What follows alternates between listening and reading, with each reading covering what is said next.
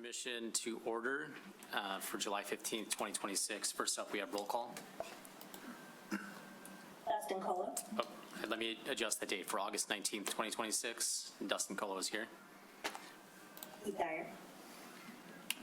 Timothy Collins. Here. Gigi DeBrandt. Here. Natalia Dukas. Patricia Lang. Michael Libby. Mary J. Here. Stephen Lambert. Claire Akins. Here. All right, next up, we have approval of the HDC minutes of July 15th, 2026. I move that we approve the minutes as published. I'll second. All in favor? Aye. All right, tonight we are doing a study session from the Michigan Historic Preservation Network. It's the HDC Commissioner Training for 2026. Nick, do you want to say anything before we hand it over?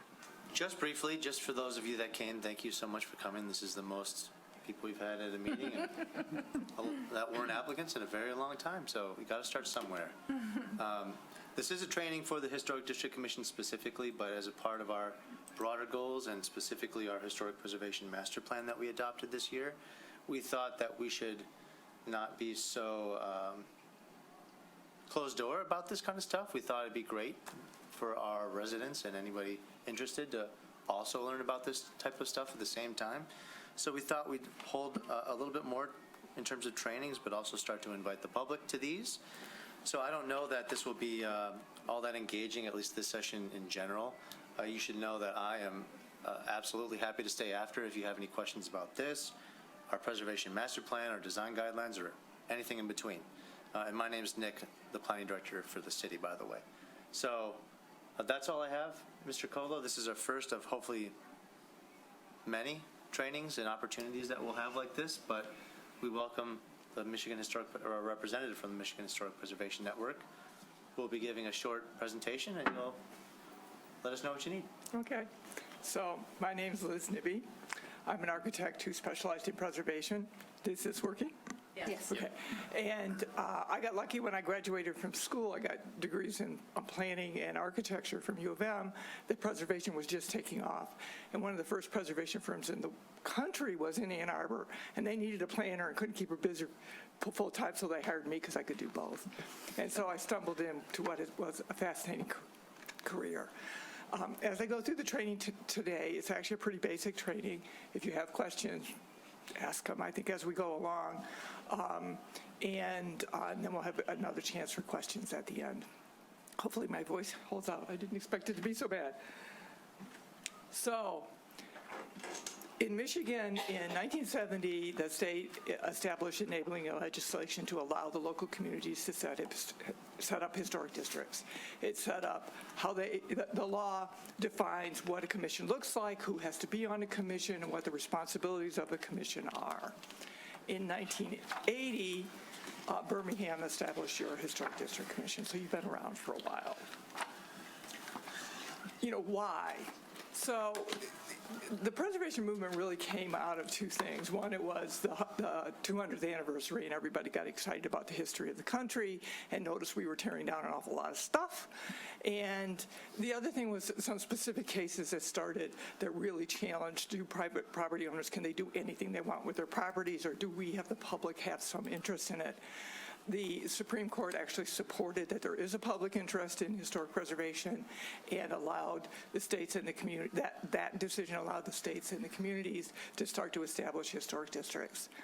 In Michigan, the state enabling legislation lists these reasons, which is really to safeguard the heritage of the city, stabilize and improve property values, promote civic beautification, and for the education, pleasure, and welfare of the citizens. So this is a very wide, broad mandate.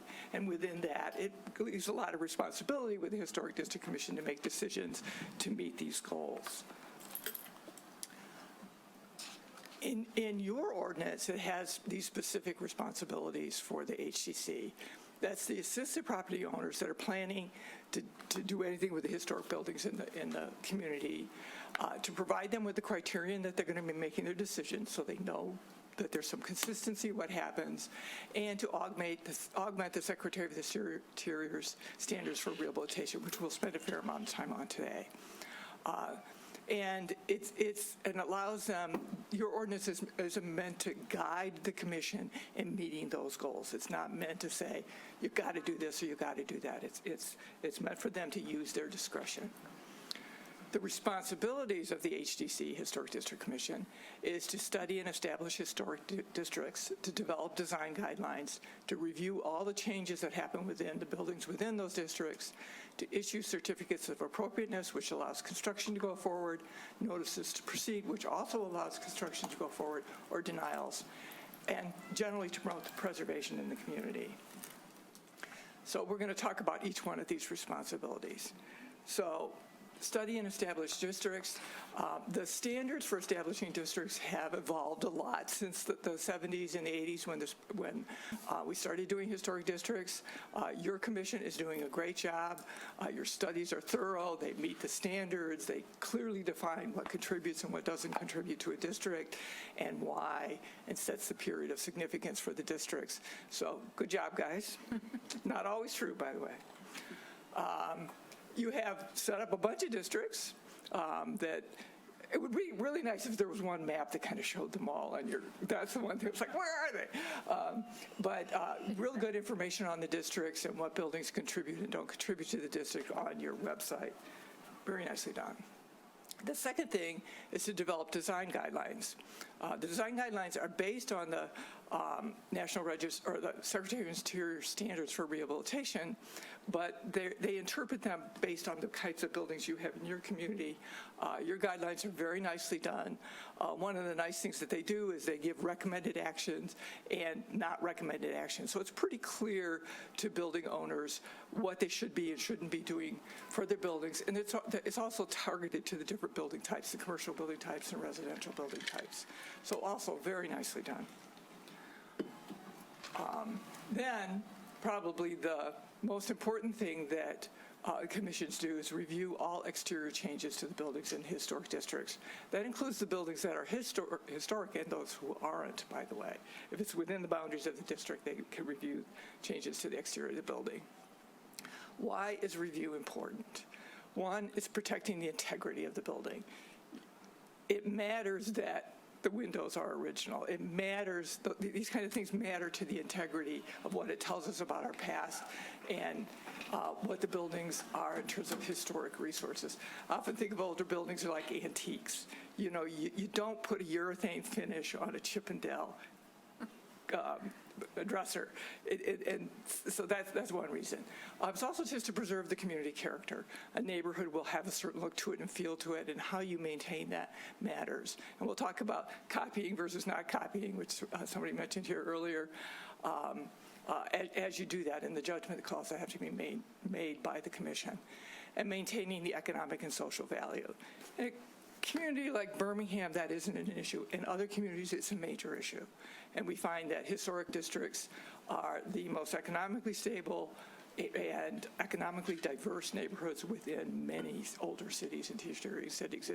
That's what got me interested. It's a really strong tool for urban revitalization. So, in protecting architectural integrity, you want to retain the original materials. You want to make sure that the changes that do occur are compatible with the historic building, and you want to prevent the permanent loss of buildings and details on buildings that tell us a lot about the buildings and that are important to their character. You want to preserve community character, safeguard the sense of place, and guiding new change, because I hate the word preservation because it implies that nothing changes. It's really about keeping the past and pushing it into the future and bringing it and making it part of the future. And that will mean that changes will occur, but you want changes to occur that don't destroy what makes the building or neighborhood important. Strengthen the local economy. We just talked about that a minute ago. So, according to the Public Act 169, which is the state enabling legislation, the things that need to be taken into consideration when making a decision about whether or not a change to a building is appropriate are the Secretary of Interior standards for rehabilitations and their guidelines, the design review standards that the local community establishes, the significance of the resource, some resources are more important than others, the relationship of how important are the architectural features to the research, and the general compatibility of the design. There's a lot of judgment here. And that's where, experience, looking what other people's doing, but really understanding your community and what's important to your community is important.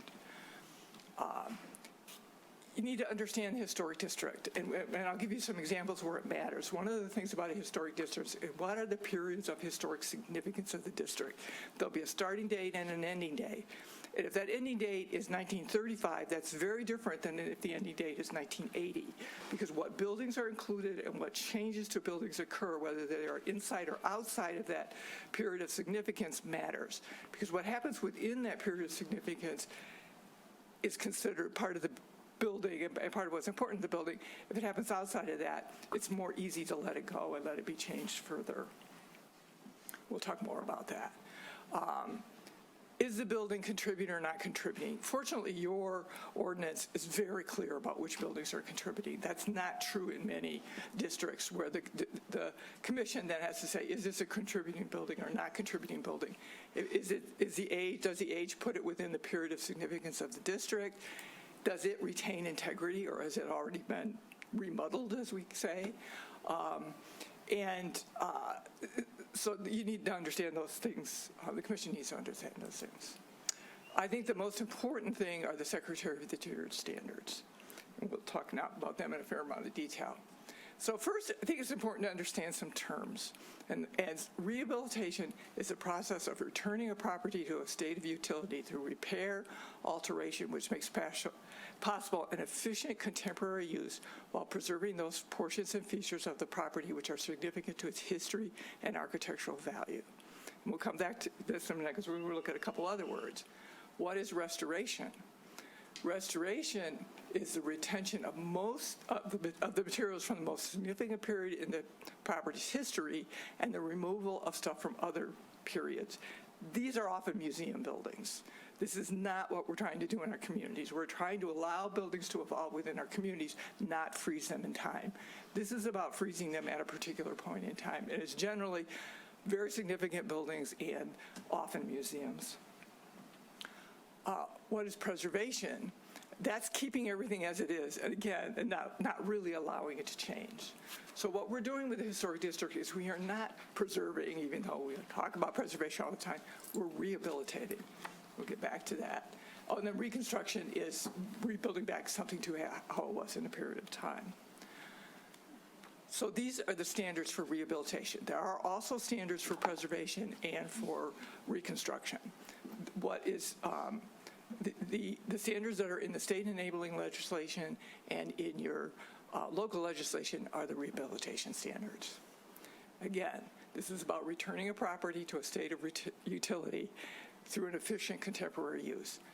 So the commission can't say, you got to go do X, Y, and Z. It can only look at it through this lens. So these are my nicknames for the 10 standards. And we're going to go through the standards and kind of see what they mean. And they're really fairly open-ended ideas about how to protect historic resources that allows flexibility while still setting some kind of bottom line basis of what you want to do to protect the buildings. So the first is use. So a property can be used for its historic purpose or be placed in a new use that requires minimal change to the defining characteristics of a building, its site, and environment. Now, these guys won't deal so much with use. Under the federal tax credits, this becomes very important because the standard is, can you do this to a building, make these changes to a building or not? That said, there is a lot you can do. The preferred use is a historic use. This is actually a gas station in Grosse Pointe, which many of you might recognize, that went vacant and then got reused as a restaurant. And it's a cute little restaurant, and I don't particularly like the nose they put on it to get I'm sure it's get an energy efficient entry onto the thing, but it's still there, it still has its character, it still works, and now it works for people instead of cars. So it's an appropriate use. This is a building in Ypsilanti. It was originally a mansion, then it was City Hall, now it's offices and residential, kind of mixed use, and you can't tell from the outside. This is a school that's now a house. This is a church in Petoskey that's now an art center. Churches are often a real challenge. We'll talk a little bit more about them later. This is a power center in Lansing that's now offices. This was fun because it had no floors.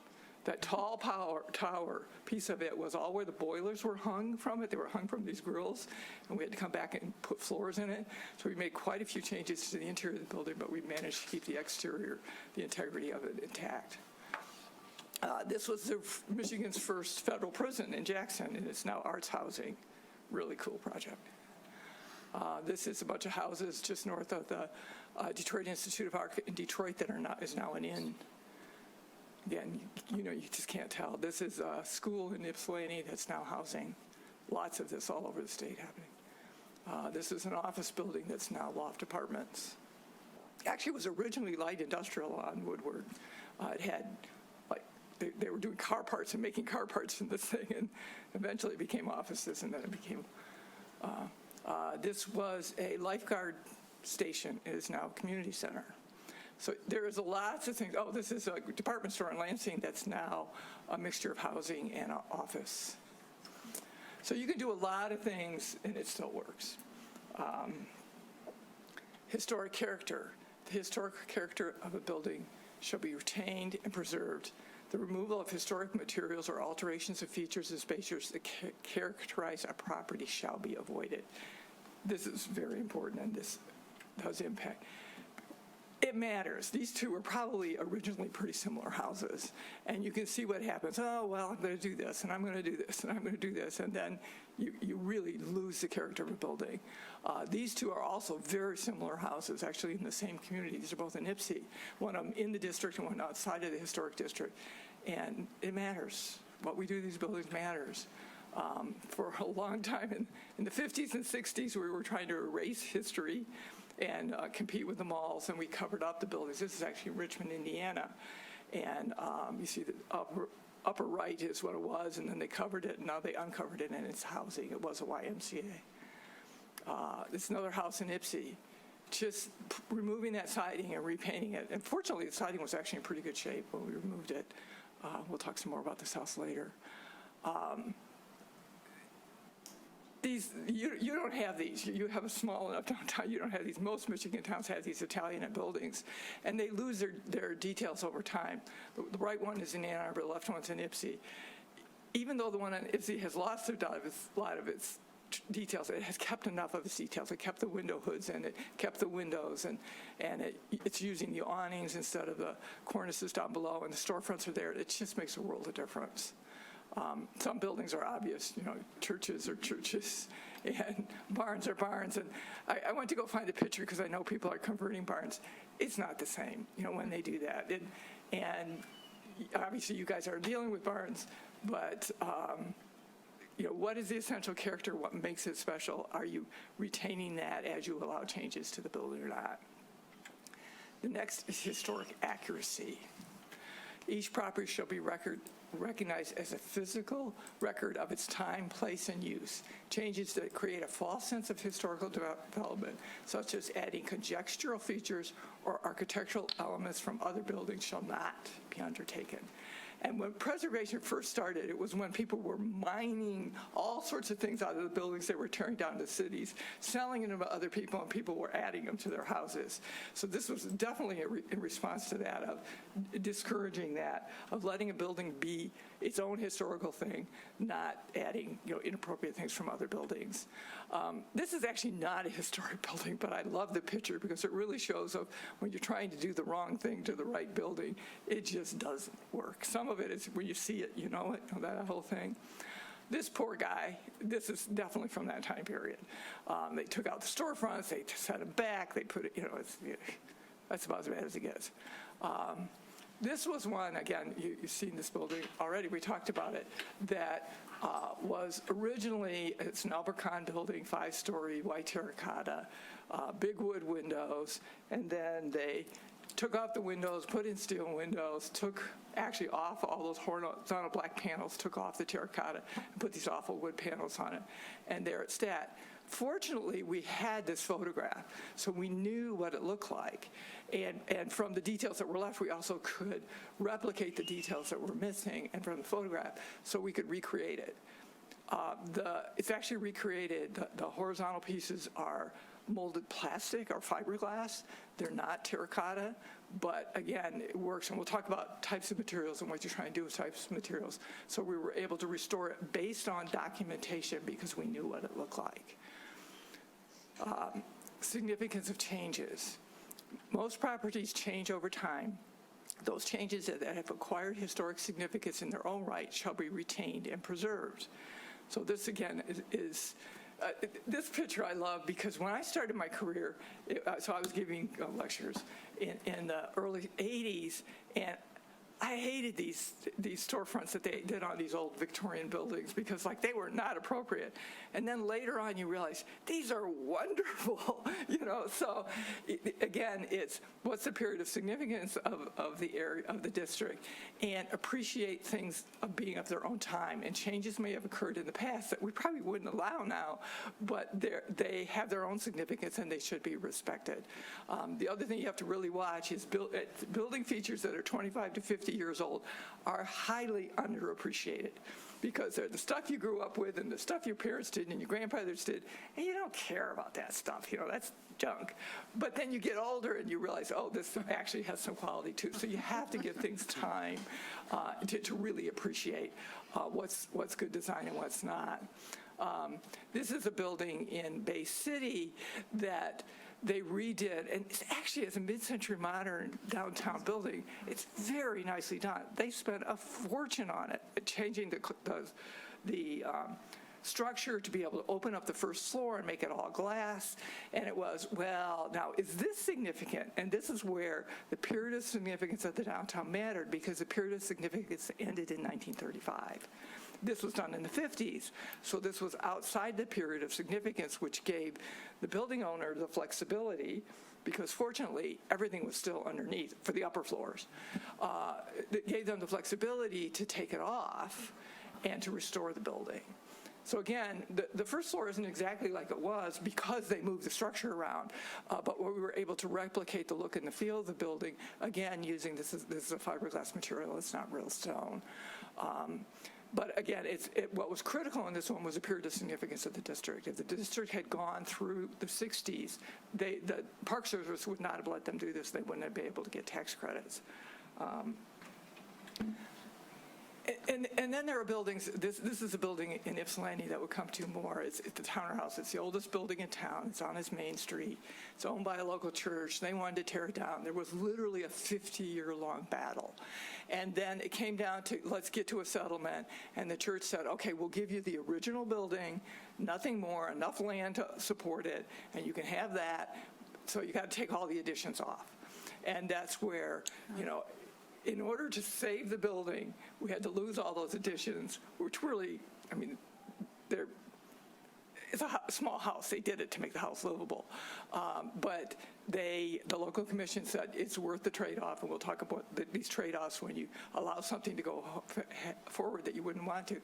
So they tore off the additions, and it's now almost done and ready to get rented out. It's really a tiny house. It's one of the original tiny houses. It's pretty cute. Distinctive features, which overlaps a lot with the first one. Distinctive features, finishes, and construction techniques or examples of craftsmanship that characterize the property shall be preserved. If it's got cool things on it, you should let them. Some things are just irreplaceable. There aren't very many log cabins left. And that I grew up in a house in Lake Orion that still had those kind of timbers in the basement. Fortunately, the house has been totally mucked up, but it's really still a cool historic house hidden underneath all the junk. Things like the Elwood Bar in Detroit, this kind of Art Deco little treasure. And the one in the middle that's butternut wood trim. You just don't find that stuff anymore. So of course, I'm dealing with this interior stuff too because of the tax credits deals with the interior. Your guys don't get to deal with the interior. Again, keeping significant features. Too many of these commercial buildings have lost their cornices and lost their storefronts, and they're just not, and the windows. So those are really the kind of three key things here. Exterior trim, if it's missing, you can't, the commission cannot make them put it back. If they put it back, it needs to be based on documentation. What was it like to make sure that it is replicating what was there and not doing it based on conjecture. Unfortunately, downtown Detroit had somebody die from a piece falling off of a cornice in the 1960s, and they came up through and made everybody take off their cornices. So there are no cornices left in Detroit. They're not putting them back up, but and when you put them back up, do it based on documentation. And here the guy wrapped it all the way around the backside of the building, which would have never happened historically. But again, it's how picky do you want to get at some point? Color is a distinctive feature. However, my personal position on color is a fashion. It changes every 10 years. It's going to change again in 10 years. It's paint. And the first time I found this book on the Victorian colors, which shows what they were every 10 years, they're drastically different every 10 years and totally different than how we would use color. This is Ypsilanti, which does look at color, but obviously they let people do pretty much what they want because those are not historic colors. Windows.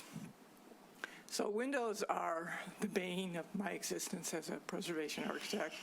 I had the fortunate thing of working on a lot of long vacant buildings that the windows were shot, so we could just replace them. But I've also had a lot of experience restoring windows. Let's talk a little bit about, we'll come back to windows in a minute. I actually have some more on that later. And some of it is about saving these unique construction methods that don't exist anymore. This is balloon framing, where it's one board that goes all the way up from floor to ceiling, which we don't do anymore. And of course, plaster, horsehair plaster. And things like this is the Knapp's building in Lansing, and I'm sure the Elwood Bar in Detroit is the same. It's these metal panel sandwiches, and it's really, really cool. On the Knapp's building, they were literally falling off. I used to joke I wouldn't park near the building. I actually wouldn't park near the building because I knew enough that any one of those things could fall at any time. But we ended up replicating it. It was a experimental new technique in the 30s, and it failed. And it failed largely because they insulated the building in the 80s, and when they insulated the building, they changed where the dew point was in the wall, and then so they were getting moisture in the wall, which was rusting out the hooks that were holding the panels in place. So once they did that, it was destroyed. So, but it's cool to know this stuff, and we actually left some of the panels on the ground in place that were still solid and couldn't hurt anybody. So to keep a record of what they had done. And then there's craftsmanship. You know, this is actually one of the buildings downtown that just does this wonderful carved stuff, not carved by CNC, carved by real people, and really just amazing stuff. Detroit has amazing buildings. Deteriorated features. What do you do with these babies? So they should be repaired rather than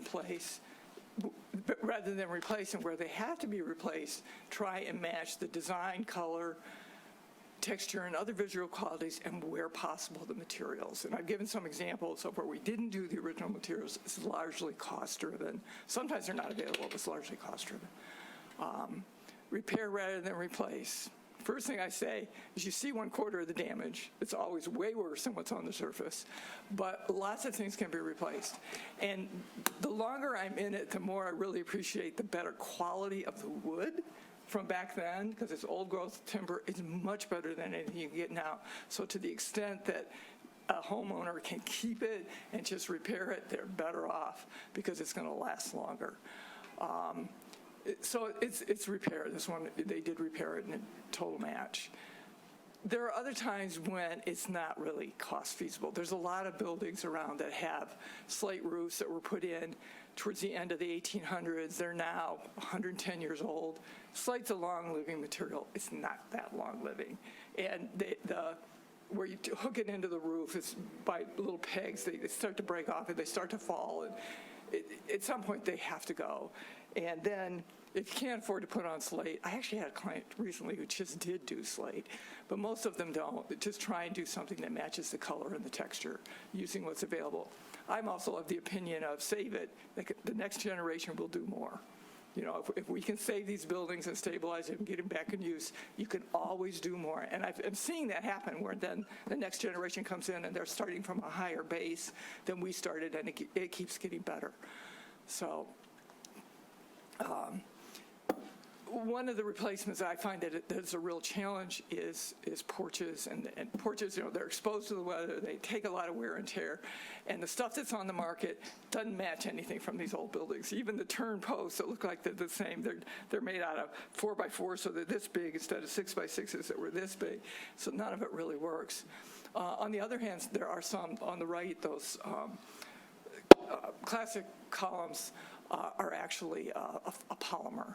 And you can get pretty good in that kind of colonial, everything is colonial in this country, replacement, but you can't get it for the other ones. So you have to have things custom made sometimes. Then my funnest porch story is we were working on the end on Ferry Street in the 90s, and there was a raft of steel columns. This building had an alarm system on it. They cut the alarm system. They stole all the columns. They left the porch hanging there. We actually added those posts. And they were doing this all over Detroit. They were just stealing the columns and then going and selling them on the antique market. And we got lucky. My person who was working for me as a draftsperson knew someone in her church and talked about these really cool columns she had just bought. And they were our columns. Oh, my gosh. She had about half of them. So we bought those back from her. We went to the police, but they didn't do anything. And so, but we only had about half of them. So what we did was we replicated them. Actually, we again, a polymer, we cast them. And I was a little worried about how they would hold up. But it's been 25 years. They still look great. If they keep them painted, they're fine. And so we were able to replicate them. Again, the posts themselves are a polymer, but we actually custom cast the tops based on the columns we bought back. Then there's windows. So we'll talk some about windows. Windows are kind of the eyes of the building. They really impact the character of the building. They impact the comfort in the building. They're really important things. And whether you repair them or you replace them is really controversial. First, the window companies have everybody bamboozled. The payback on energy savings on new windows can be 100 years. The standard is at least 40 or 45 years. If you really run the numbers about how much energy you're going to save, there's no payback. It's just not there. The second thing is the new windows are made out of new lumber. And even though they treat the lumber, they have a 25 to 30-year life expectancy. These old windows have already been there 100 years in a lot of these buildings. And if you take care of them, they'll be there in another 100 years. So what do? There's a lot you can do to improve the energy performance on historic windows. I grew up in probably an 1840s, 1850s old farmhouse. And my dad, when he bought it, he just kind of sealed the thing up and he chose one window to work per room and the rest of it was tight. And that house was really comfortable. I've been in other old buildings. That's not the case. I mean, you really do have to seal them up. But you don't need 10 operable windows in a room. You need cross ventilation, and you can pretty much seal up the rest of them and get them to perform with a storm window pretty close to what the new windows claim they do. They don't always actually do it. So the other thing is the windows really, when you know windows, they tell you a lot about a building. We just went to Henry Ford Village because I have this really thing about double hung windows is when did they add a parting stop? I think it was about 1860 because the house I grew up didn't have parting stops. So was it pre-1860? Was it 1850? Was it 1840? And so you really can start to tell. The other thing is somebody did a study on the East Coast of how the muttons changed. And so from the muttons, you can almost see the age of the window. So when you can read the language, these details really tell you things about the windows that are probably only interesting to nerds like me. But if you're going to replace windows, the National Park Service for the tax credits replies a detailed survey of the condition of the windows, of each window, of each sash, what kind of condition there is, how much work has to be done. So they can have a judgment call of, can these really be repaired or are they really shot? Do they need to be replaced? And then if they're replaced, very detailed looking at what does the historic window look like and what does the new window look like and does it really match it? You can't put new sash or entire new window, just take the sash out and put an entire new window in, and it just looks the same. It doesn't look the same. The window's smaller and the trim is fatter, and so there's all sorts of things that people do to try and save money that you really shouldn't be doing on a historic building. But you can be very fussy. Detroit right now is incredibly fussy on windows. And, but it is, it's appropriate, I think. There are much better products on the market than when we started preservation 30, 40 years ago now. There's a number of companies will have special lines to replicate these kind of steel windows was a real challenge for them. The really big double-hung windows were a challenge for them. But there is at least now markets on the products on the market that do it. This was a building I actually was the architect for and actually developed in Detroit. And its windows were in really good shape. But we literally took all the sash out, totally stripped them, stripped the frames in place, and then weather stripped them and put on really good storms. And they work just fine. And they'll be there another 100 years. You know, they're okay. Be gentle. So the other thing that was a big thing in the 80s was getting all the paint off the historic commercial buildings. If you're going to do it, you can't damage the historic materials. Sandblasting, period, damages. It's taking off a layer of a surface, whether it's wood or it's stone or it's brick. It's damaging them. So then you're chemically cleaning. If you're chemically cleaning, you need to test. See whether or not it works. Some of the stuff doesn't really come off that well. We'll talk about that in a minute. But make sure that you're really not damaging the surface. Because you think, oh, it's only a little bit. Well, then they do a little bit again in 20 years, and they do a little bit again in 20 years, and pretty soon you've done some real damage. We're looking at really long-term trying to keep these buildings in use and in good condition, so we don't look at, it's okay to do a little bit of damage in one route. The idea is to do no damage. This one always cracked me up. So this picture, I'm pretty sure I took on this building. So this is a building in Ann Arbor that they sandblasted in the 80s, and now they've repainted it. And yet they've done this damage. And the trouble with this old brick, it's really brick from before 1900. After 1900, it's a little different, is that it's like a loaf of bread. The outside is hard, the inside is soft. Once you take that outside off, it will erode away pretty quickly. So you really need to not do that. So be gentle. And chemicals don't always get it all off.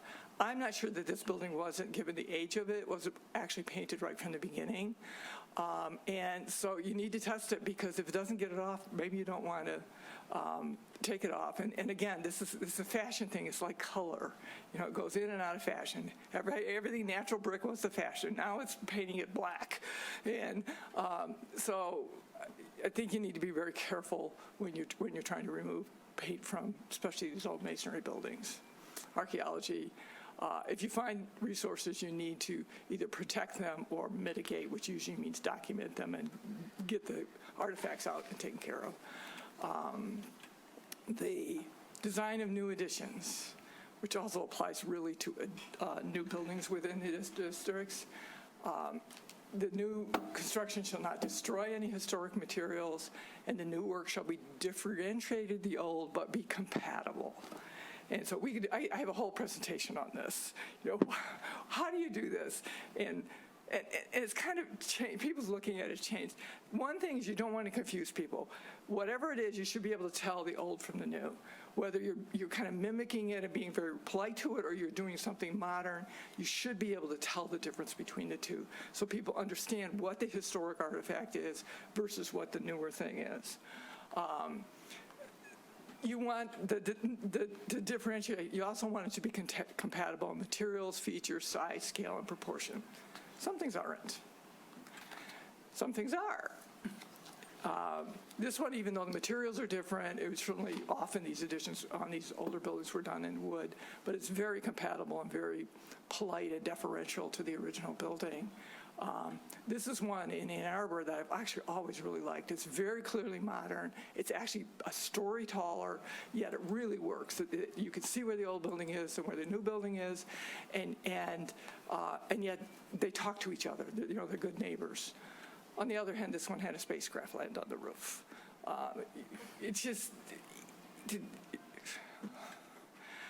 And this is another one. I actually want to get a better picture of this. I stole this one off of Google this morning.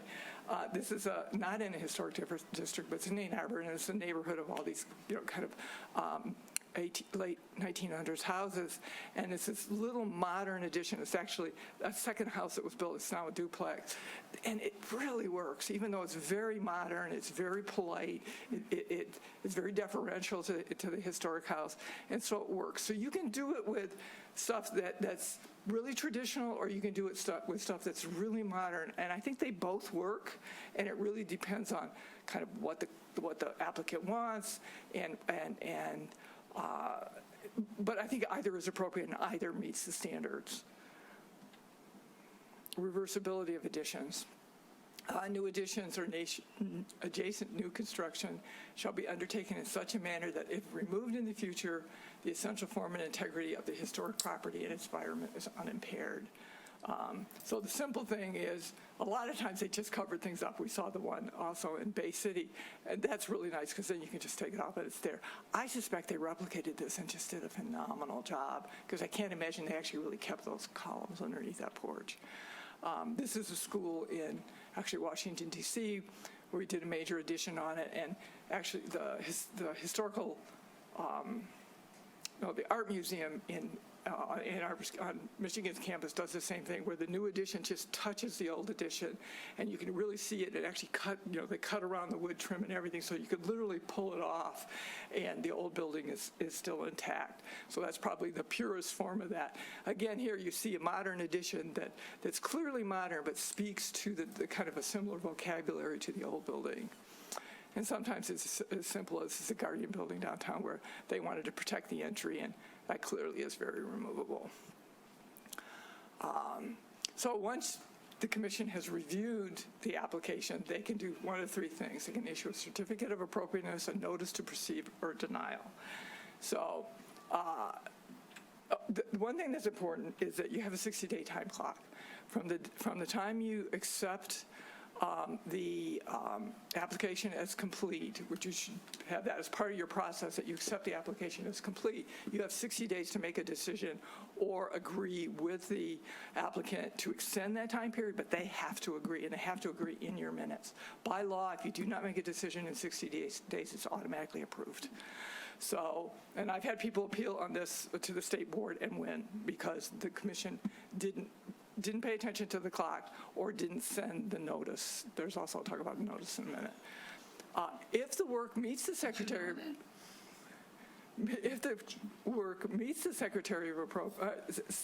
meets the secretary's standards, it's considered appropriate, then you approve the work and they can get a building permit. If it does not meet the standards, you must issue a letter of denial. And in the denial, you have to tell the applicant why you denied it. And usually that's done in terms of what standards did it not meet.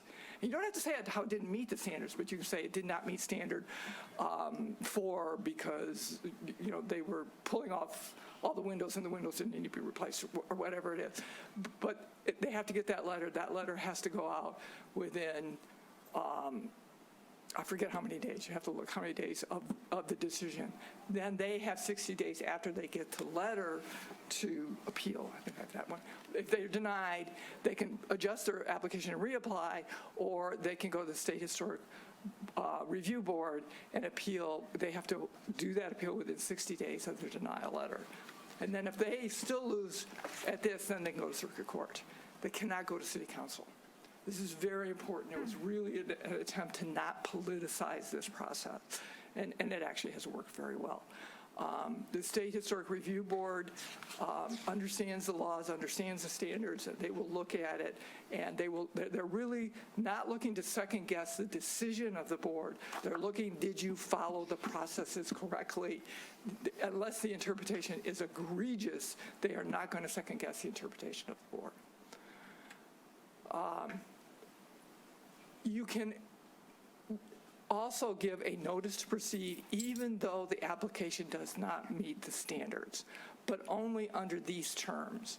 First, the building has an immediate public hazard that has to be dealt with, or it stands in the way of a substantial public improvement, or it's due to financial hardship, and we'll talk about each one of these a bit more, or it's in the best interest of the community to let the work go forward. This is usually about demolition. So the first is that the building is an immediate hazard. And these are separate. Each one of these is separate. So there were a lot of buildings like this in Detroit that are immediate hazard. I rehabbed a lot of buildings like this in Detroit that were a lot worse condition than this one. So it doesn't mean can it be saved or can it not be saved, but is it a hazard, and who determines it is a hazard? There's always a structural engineer out there that they'll say these are a hazard.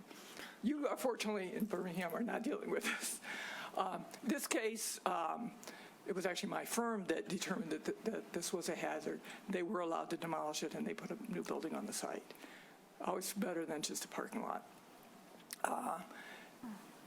Economic hardship.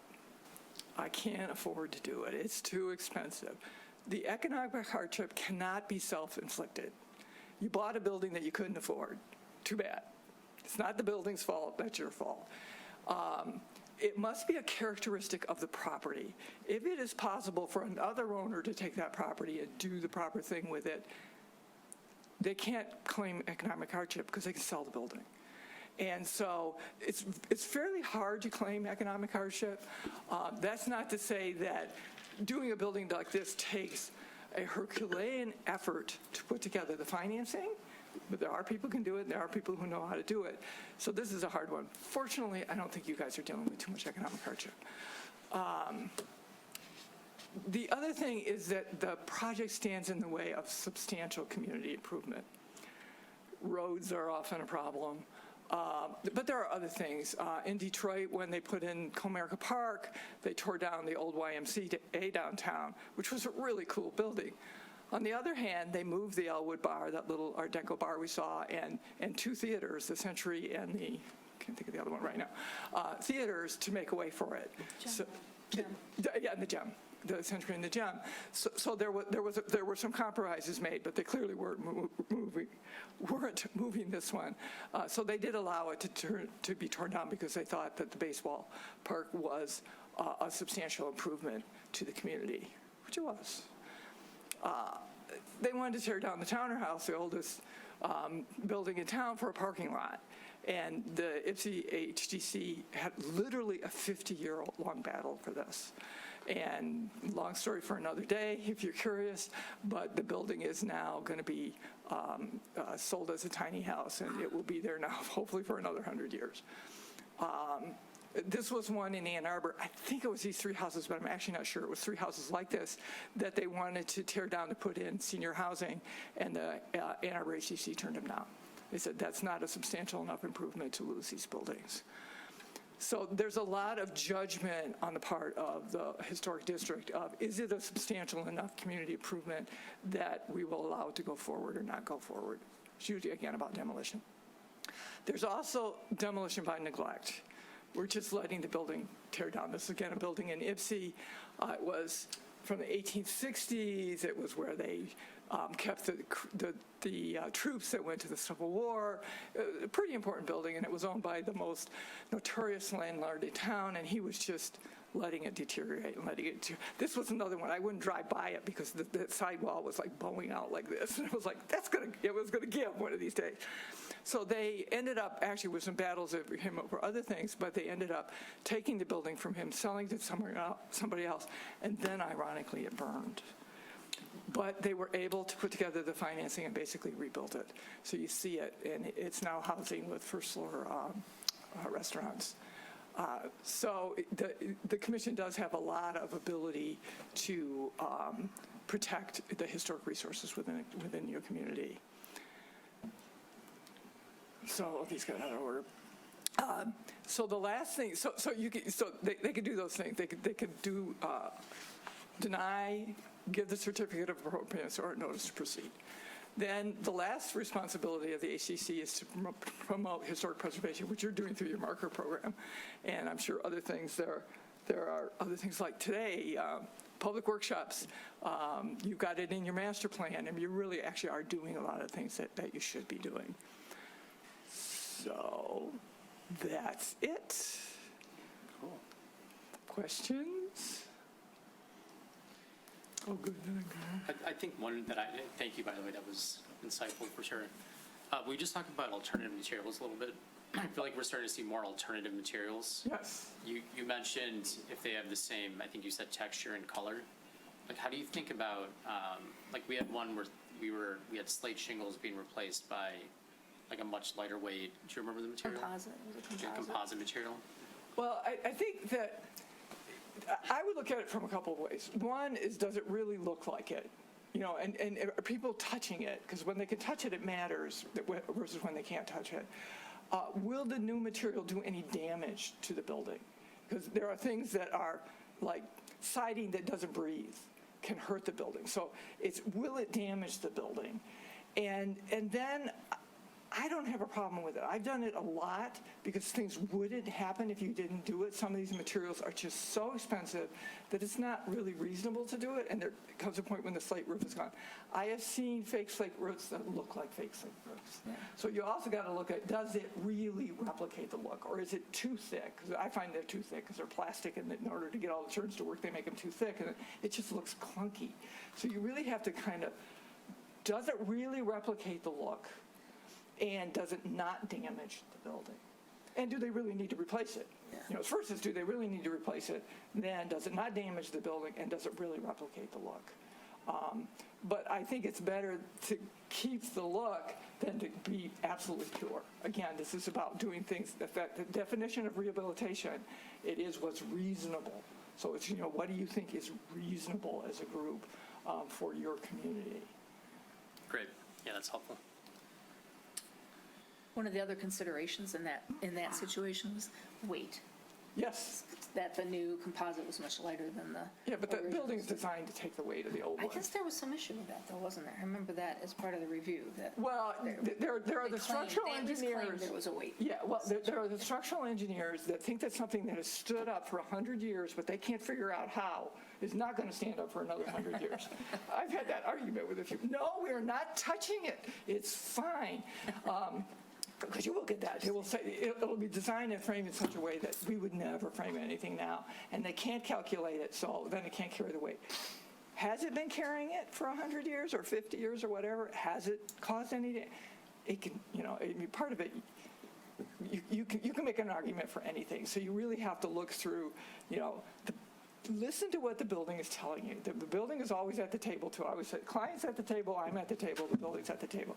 The building has something to say, and you have to listen to what it's telling you. It's telling you it held that weight for this long. It's going to hold the weight. Now, you might not be able to put another layer of shingles on it, but you know, you take them off. We do that with regular roofs. So you have to listen to the building, I guess. I like that. Okay. I have a question, Liz. Yeah. It's probably a standard question. We're not special in Birmingham. Everyone in the historic preservation space hears something related to the work we're doing, trespassing or infringing on private property rights, stomping all over it. Do you either have, whether it's your own opinion or experience in other places, on how we can work through pressures like that and opinions like that in a community like Birmingham, where, as you alluded to a couple of times, people really have the means to do whatever they want to a property, and those are the pressures that we're really go back to trying the not to Supreme buckle. Court decision. Look at the Grand Central Supreme Court decision. They wanted to build a tower above Grand Central Station. I think it's Grand Central Station in New York. And it was a huge, because they'd already lost Penn Station. That's kind of what started the battle in New York, was Penn Station. And then they were going after Central Station, and they wanted to build a tower over it. And the local community said no on historic preservation grounds, and the Supreme Court upheld them. And that's the legal basis of why you can do it. For the reasons that I alluded to earlier in the thing, is that the Supreme Court said it's okay. And I don't even think the Supreme Court is going to change that decision. These things are important to our communities, that we understand our past and learn from our past, and the buildings are part of that, the setting of it. I also think as we go forward with sustainability, that quality of these buildings and the materials that are in them and the embodied energy that is in them and the way that we approach these buildings is something we need to be doing as general with our built environment, because we're not going to build our way to a more sustainable environment. We have to rehab our way to a more sustainable environment. It's about taking the resources we have and using them wisely and better. And this is just a wise use of resources. So somebody who really wants to tear down their house to put up a super house, you're never going to convince them. You just have to say, I have the legal rights. At some point, you're not going to convince them. On the other hand, there are other people who really understand, I moved to this neighborhood because of what it feels like. And if you're going to change it, then you're taking away from my value too. So it's a toughie. There's no question it's a toughie. And I was raised by a real Republican. So I know how they think. Don't tread on my property rights. That was, so I do know the way of thinking, and I don't know that you ever convince those people. At some point, you just have to say, I have the right to do this. And then you convince as many of the other people to have support, because it is important that you have support within the community for what you're doing. To make sure I understand, you're saying that neighbors can fight it and. No, Oh, they okay, can't. okay. No, they can't. They only have the tools that you guys was gonna have. say, all right. So, it's all about zoning and it's all about historic districts. Okay. And historic districts are really some of the best tools for that. Okay. Yeah. Do you see any chance of any kind of economic help to some people to maintain the things? Excellent question. So in Michigan, well, first we have the federal tax credits, but they only work for income-producing properties. So Michigan had a Michigan tax credit that allowed you to get tax credits for repairing your historic house, your owner-occupied historic house. And Snyder kicked it out. We are now trying to get it back, the Michigan Historic Preservation Network and others. There are bills sitting in at the legislature in both houses that are not going to get acted on this year because these people are not doing anything. We're going to keep pushing it. And I'll make sure he knows. I'll send him the information on it. But just watch it. Join the network. We are heavily the lobbyers for this to get it back. And it was if you spend, it's a percentage of the SEV on the property, on improving the property, and it was a fairly low threshold, then you got a 20 or 25% tax credit back for what you spent on the property. It was a substantial help. And you had to follow the standards, and you had to, there were some loops you had to go through, but it was a substantial help. I used it on one building I did. Very nice credit. And so hopefully we can get it back. It won't be this legislature. We'll have to see what happens on this election, whether or not we can go for it in the next one. A lot of states have it. It's pretty effective. And what we like about it is it helps the small towns. So many of these other programs are all about the big towns. This helps the small towns. And it helps the everyday guy. And it really doesn't cost the government very much. Compared to other programs, it really doesn't. So I will get you the information on it. You should join the network. That's how you find out what's going on. It's only like $60 a year. I mean, it's dirt cheap. So yes, we're working on that. Yeah. So as you see preservation activity around the state, are there communities, other than Birmingham, of course, that are doing an effective job both in encouraging or guiding preservation and doing it in a way that holds community support and that's supported by the community? Oh, there are a lot. Ypsilanti's one. I thought, Ann Arbor is, Grand Rapids is, actually Detroit is. There are a lot of cities that have very effective historic districts. And surprisingly, some of the, deteriorating cities, because I tell you, Detroit, I always say, Detroit, you can't save it all. Concentrate on the historic districts. And they finally came out with this kind of village plan. And look at their village plan. In the center of every village plan is a historic district. They're now building off of the strengths of the historic districts and trying to concentrate the redevelopment kind of around those historic districts because they're the strongest neighborhoods. Even some of the neighborhoods that aren't designated, there are a few that should be that aren't. But it is these strong neighborhoods that are the basis of kind of rebuilding the community. It's where the property values are the most stable, and everything is kind of the best in those historic districts. So it remains a really effective tool for governments to use to kind of guide the development of their communities. You guys are doing a really good job. Like I said, not everybody that I look at is doing such a good job as you, but you're doing a really good job here. And I bet you it is a challenge of, it's my property, I want to do what I want. We'll say thank you to Nick for all the work on everything that we're doing. He leads us. Thanks. I think one other topic that comes up for us a lot is residential preservation, which we have less control over. One thing we've talked about is a demolition delay. And I'd be curious to hear your thoughts if you've seen that enacted and seen the impact of it. Well, I've seen some, I don't have a lot of experience with it. I have it more that it's in place and they won't allow the demolition. If you have, I didn't spend a lot of time looking at your different districts, so I'm looking at your districts and I'm looking at the designated, that's why I wanted to really see a map, how much is in your districts, because you're clearly doing individual buildings within a neighborhood. But once you have a neighborhood, you can actually review everything that happens in that neighborhood, as long as you have a logical boundary that it makes some sense. But if you have 4 historic houses and 3 non-historic and then 3 more, those 3 non-historic houses still fall within your purview. Now, you may let those go down easier, but you can say no on the others. I mean, you really have the power to say no. And your real estate, the people who you need to make sure know it is the real estate agents, so they're not selling that to the teardowns. You know, don't sell these houses to the teardowns because the local historic district is going to say no. And so that's really a matter of educating. Then they won't want to hear it either. But again, if you have a reputation, they start to hear because you do have the power. Are you saying that even those properties that are not designated, you could stop? You would have a harder time justifying stopping the demolition, but you have review over what they put on that lot.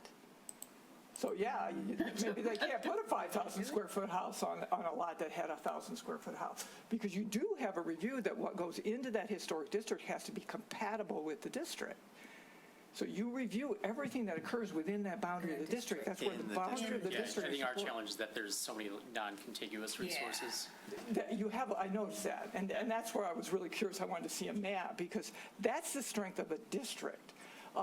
You know, should your non-contiguous, should they really be a district rather than, because it really is one neighborhood, even if there's a lot of stuff that's not necessarily that significant in the neighborhood, as long as there's some logic to the historic logic to those boundaries, you can have non-contributing buildings in a district and you control what happens on that property. I think we've missed the train. You might have. You might have, yeah. I think we've missed the train. And that may have been a political decision. You know, I don't know how long you guys have been on the commission. At some point, we just don't want to fight this battle all the time, so we'll just avoid it, because it is a battle. There's no question. Okay. Other questions? You guys? Yeah? Yeah. Will you come up to the mic? Yeah. Sorry, Dustin. Okay. You just introduce yourself too. Oh, perfect. Hi, I'm Gail Disner. I live in a 1930s home, and homes all around me are getting torn down and destroyed, and it upsets me. It upsets the community. I'm sure it makes the builders very happy. But I have 2 questions for you. Number 1, do you have any resources on restoring historic windows other than the homeowner figuring it out themselves? Because I feel like a lot of people want to save their windows, but their home, when they buy these homes, the home inspector says, oh, the windows are shot, you need full replacement. And then there's, you know, you call around to glass companies, you call around, and there's nobody to help you. So do you have any suggestions for? So I will get him the names of some people who can help you. Finding somebody to do window restoration is hard. There are some people who are doing it. There's a guy out of Detroit who's doing it, although he's doing it a lot in the South now. But I believe there's another one who's starting another company doing it now. And there also are booklets on how you do it and stuff. I mean, there are ways to do it. So I will get him some information on window restoration. And Liz, forgive me for interrupting. Is the resource directory a good place to also guide? Yeah, it's a place to look. Yeah, on the Michigan Historic, on the network's website, there's a resource directory that lists people. I don't know if it has a window guy in it right now or not. I think that would be very helpful to our community, because they're just replacing with vinyl or whatever. Yeah, and if you're going to replace it, at least replace it with something that looks like it, because there's really no excuse not to anymore. I mean, there's enough on the market that you can, Again, price, so. it's not that big of a difference in price. It might be a difference, but it's not that big of a difference. Do we have any information on who did the windows for the people that renovated or that fixed my old house? Yeah, Frank, yeah. Do you? Yep. Awesome. I've even contacted people out of state, had, other things, had a There- National Historic Advisor come to the house and show me how to do it, and I'm like, I'm not getting on scaffolding on the second level, I need help. No, there's always somebody who tries. The problem is they can't consistently get work, so then they end up not continuing to do it. But I'm pretty sure I have one now. I don't know if this is common in our area, but my windows are not weighted, they're tape, and so they don't, at least this advisor recommended not removing them and working on them one by one on a flat surface, which is another challenge. So I don't know if that's something in our area that's common, I don't know, actually. but that could be an additional Yeah, challenge. I've never worked on one that's tape, not just weighted. Yeah, But I think I have somebody for you. amazing. My second question is, what advice do you have to residents or the board that I just learned of? I'm sure is doing an amazing job in trying to, preserve. What do we do about all these houses getting? Well, that was the conversation we just had, and maybe it's too late. You need districts that have boundaries so that you can protect everything within the boundaries. So what do you suggest that looks like? Potentially one or two neighborhoods that are deemed like these are the prominent neighborhoods. I have, on my street, I have this huge, it's not my house, a huge house on a huge lot. It's a Wallace Frost house that I know it's going to eventually go. It sold a They couple of just years ago. designated that one. And Is that it the one they needs to just be designated? saved Not that one. because, Oh, it's a the different builders are one. going to come and they're Yeah. going to build 12, 14,000 square feet with a pool in the back and, one strip of grass. And it's, you don't want to lose that. Well, they can designate the house. I mean, that's the first Can thing to do. homeowners designate the No. house? You can't designate your own home? No, you guys have to do You it. can apply, oh, You can yes, but ask for it to be- it can be designated. Yeah, you can ask for it to be There's a designated. legal an process, is individual what she's house, saying, yes. And in general, the preservation movement discourages cherry picking, which is, there's a whole neighborhood and the one guy wants it, we're just going to do the one guy. They really encouraging doing whole neighborhoods and kind of not, that's the one thing I guess you guys haven't done right, is do the neighborhood and not just selected houses, because then you protect the environment. It's not just about the individual houses, it's about the neighborhood. So you can even come and say, I think this house should be designated, and then they can set up a study committee and decide, whether they want to designate it. But if moving forward, the two communities I'm the most familiar with, I'm sure there are others, are Corton Lake Estates and Poppleton Park that have these beautiful early 1900s homes that are the ones that the builders are going after, are the ones with the larger lots, are the ones that are getting, the red brick colonials getting torn down. Right. And the Tudors, yeah. Well, it's really a matter of what they designate. They can protect what's designated. If it's historic for the reasons that's historic, we didn't go over those, they can designate them. There is not a provision for permission. They don't have to ask the owner's permission. So, you guys can designate what you want to designate. Yeah, and that's often what I say, Yeah. just for the rest of the public listening, we do have that legal authority. We haven't been a forced designation town. But what we're trying to develop here is what I would call sort of a multifaceted approach. We would like to do more districts, but we understand that politically, what have you, not always tenable. So we're developing a plan B, C, D, and E as well to try and create a broader environment so that people have more to choose from when they are making a decision like that. So there's much more to it, of course. Yeah, what is your but- zoning But she's ordinance right, look a district like? is the best way. That's what we would all love to do. It's just the classic not as easy as it sounds. Yeah. Sure. And your zoning ordinance also really matters. What does Yeah. your zoning Oh, yeah. ordinance allow in terms of, the density on a lot, how much coverage and what the setbacks are and all that kind of stuff also really matters in terms of your concern. One follow-up question, can you be a district that's lightly overlaid? Like, can you be a district that says you can tear it down, or is that just a decision if they become a district or not? Like, You're do you- either a district or you're Or not you're a not, district. okay. Yeah. There are zoning tools, though, something we're exploring in the future, called preservation overlays, where this is a made-up neighborhood. Let's say they're all a certain footprint at a certain general height.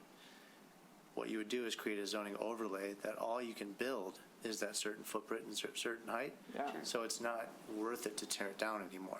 If you can't double or triple the size, why would you tear it down? People start to invest more. Yeah, what's the in the name of that homes that are zoning there. when you do that? I know it is preservation overlay, but Well, there's actually a name for that kind of zoning. I can't think of it right now, but it basically sets the envelope size of anything that you Yeah. can build. And it's a pretty effective way of stopping the super houses. without designating. So that's Yeah. if designation isn't going to be popular, maybe we can try the zoning technique. If that's Yeah. not popular, we're developing that demolition review as well. Yeah. So trying to be kind of a hydra in that regard. Yeah. One last suggestion or thing I had heard of, or maybe something to consider. I do post my historic home on social media, and I have a lot of people that give me a lot of resources or tell me what their towns are doing. And I had heard that a town outside of Nashville designates that the front wall of the house can't change. You can remove all the other 3 walls, but the front face of the house has to stay. And I think that's maybe something to consider. I don't know what that looks like or how that plays out, but I think keeping the charm and keeping the look of the neighborhood, that's how they're getting around it. You can build back, you can build out, but that front wall stays, and it helps keeping, it gives everybody what they want, essentially. They've done that in some Europe way. a lot. In a lot of, I lived in Europe for a while, and a lot of cities there, they were doing that. But it actually, they're not liking it now because it's just a facade, right? Yeah, we That's call it really all yeah, you're maintaining, facade is actually. that one look, but. Yeah, there's nothing in the Michigan zoning or preservation enabling legislation that allows that I know of. So if a community does that, they're legally on their own. Yeah. Sometimes they do that to avoid setbacks that would make them, Go further back. Oh, okay. Yeah. Yeah, A worker. yeah. Yeah, makes That's sense. Thank you so much. Thank you. Thank you. Good evening. My name is Karen Breen. I'm a Birmingham resident, and the maps and all the designated buildings and areas is in the master plan. Oh, okay, I It's didn't on- look that far. It's in the middle. My question was to the commission in terms of, I live in a historic area. However, it is not designated, and there are distinct boundaries to it. I don't know exactly how many homes or lots there are in it, but what would the procedure be? Is there a procedure that now exists where I could nominate perhaps in whole, in part, and, go from there to determine if that's feasible? I can answer that if that's all right. And it's a really good question because I think it's something people often miss or misjudge. So you happen to live in that neighborhood, that's perfectly fine. Anybody can petition any home or any area of town to become historically designated. You don't have to live there or really have any, I live in Ferndale, I could petition realistically. It becomes a function of politics at that point. The process would be you submit a petition to me, oftentimes a simple letter defining, we could work together on defining the boundaries and what have you. The body making that first decision is the city commission. So we would have to convince, which I'd be happy to try to do, the city commission to task the Historic District Study Committee with developing the report. We would then do all the work to do the report, which is oftentimes a lot, especially for an area like yours. And then we bring it back for the final decision of the city commission. So this body's not involved at all, actually, in that process. It's the study committee, as you know. But we're the ants. It's the city commission that really has the final say, and that's the hard part, is it becomes very political, unfortunately. Am I allowed to address the commission at that point? I mean, I've done a lot of research on my neighborhood, an extensive amount of research, probably more than the museum has done. So I'm extremely passionate about it. is it just a nomination process, and then I sit back and watch the wheels of government spin, or? So it wouldn't be as if you were an applicant, say, but they're public meetings, and you and as many of your neighbors that want to can come. You should know, of course, the neighbors that may not want to do this Would can also have, come. certainly. But absolutely. And you don't have to live in the area to come and speak to it either. So if someone was designating something on the east side of Woodward and you wanted to come speak for it, absolutely. It becomes sort of a matter of following along. In this case, you would be very tuned in, but we're trying to communicate these things a little bit more and make them a little bit more publicized so that we can get a little bit more support. Just a work in progress. Awesome, thank you. What is your neighborhood? Where do you live? That you've done all the research on? Yeah, Eco City. Eco City. I don't even know if I know what that is. Southwest-ish, a little bit of. Where do you? Yeah, what? It's south of Lincoln, generally, east and west side of Woodward. It was annexed 100 years ago in 1926. Eco meaning Eco City. small lots, Yeah. economic infill. That's awesome. We've I got a didn't know study that. on that. Yeah, I've never heard it called, I guess it yeah. doesn't come out to it. Does it say it down there? Does it say? Yeah, it's interesting. It's, what it's, about that. it's got some kind of a It's not designation really now, doesn't it? No. There's just been studies on it. It's gotten some attention, but it's died down. So, Thank you. Interesting. Thanks. Thank you.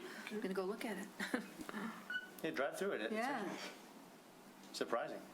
It's not completely untouched, but it's one of those that's on the precipice, you know? A few more go down and it's, It'll all tumble.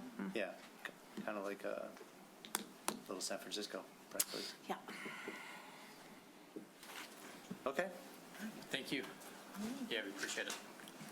thanks Liz a lot. I don't have anything else, unless you guys have other questions for me. I think we are good. Do we have a motion to adjourn? Okay. So moved? I actually, No, I don't he's think I Sorry, make the motion. I just want to quickly note that someone has their hand raised online. Oh, Oh. good call. Thank you, Laura. Yep, I've asked them to unmute, but they haven't responded yet. Okay. Hello? Oh, they're there? Yes. Now I don't, my screen is blank. Can you hear me? Yeah. Oh, okay. This is Christy Barrett. I've lived in Mill Pond neighborhood for over 30 years, and it's been distressing to see how much of the old architecture has been demolished, especially on Willits and on Lakeside. And I was encouraged to hear, which by the way, the Historic District Study Committee did a fantastic job on your report, so I applaud everyone who contributed to that. But I was encouraged to hear that there is a way to just say no. And I don't live in one of the original Mill Pond neighborhood homes, but it's still distressed at the tear down rate. So I'm hoping that part of the plan moving forward is to be more aggressive with planning, with just saying no, and involve realtors and builders and set parameters on them. One thing I've noticed, 3 houses have been demolished that were built prior to the 1920s around me, and I watched the one adjacent to my property, and if there's a home built prior to the 1960s, specifically the 1920s, it's full of asbestos and lead paint. And when I watched the demolition, they did what Eagle required minimally and had a hose, but everything was flying everywhere. It's right across from Portland Lake, so I'm assuming that asbestos and lead probably went into the aquifer and into Portland Lake. So this could be an avenue also, instead of just delaying for 60 days, but to look at charging builders to tear down a significant premium because of the asbestos and lead, and beef up or enforce the Eagle Anyway, I appreciate all your work, and I love history and preservation, and willing to do whatever I can from a neighborhood perspective to help. Thank you very much. All right, do we have a motion to adjourn? I move that we adjourn. Second. All in favor? I- Even from having